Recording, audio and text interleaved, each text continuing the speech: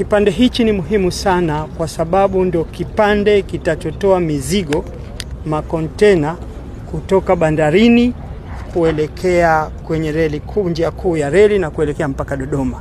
Sasa hivi tunavyozungumza, hatuwezi kuchukua mzigo moja kwa moja bandarini kupeleka Dodoma, kupeleka maeneo mengine. Tunavyofanya sasa hivi tunachukua mzigo ulioko Pugu, kutoka Pugu halafu tunaingia kwenye njia kubwa reli ya SGR na tunaenda mpaka Dodoma.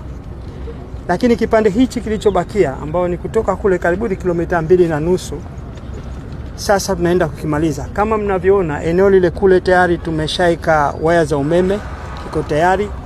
Lakini hapa katikati ama tulipo hapa tunafanya stabilization ya njia, yani tunaimarisha njia hapa. Halafu tutaleta udongo, halafu tutaweka reli kuhakikisha sasa kwamba mzigo tunaweza kutoa hapa mpaka kufika kwenye njia kuu ya reli.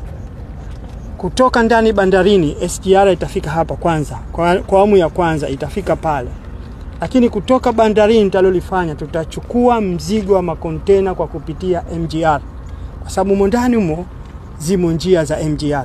Utachukuliwa pale, ukiletwa hapa tutaweka crane zetu ambao tutautoa mzigo kutoka kwenye MGR, tutauleta kwenye SGR.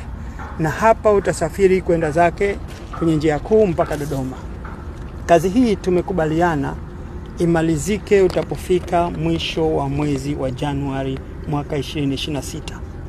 Utaratibu wa ujenzi tuliokubaliana hapa, tumekuja na utaratibu mzuri ambao tunahakikisha kwamba sasa mjenzi huyu yapi anasimamia. Sisi tunalolifanya kupitia TRC, tunanunua mafuta, tunanunua chuma, tunanunua material yote. Yesu namweka hapa, tunamlipa fedha za mafundi na kazi hiyo wanaifanya. Vinginevyo tukisipofanya utaratibu huu tunaweza kuchelewa sana.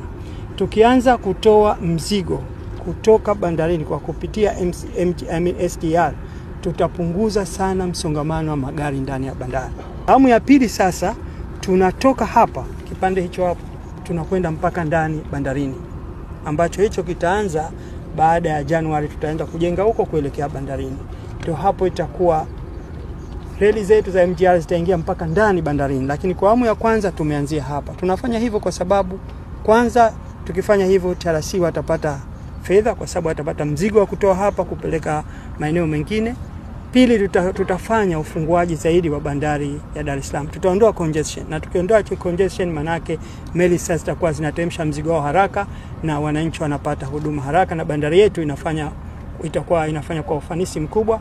Pia tunaongeza mapato ya bandari na mapato ya uchumi wetu kwa ujumla. Tuna huo mpango wa kufanya transshipment pia. Transshipment ni kuhamisha mzigo kutoka kwenye reli moja kwenda kwenye reli nyingine.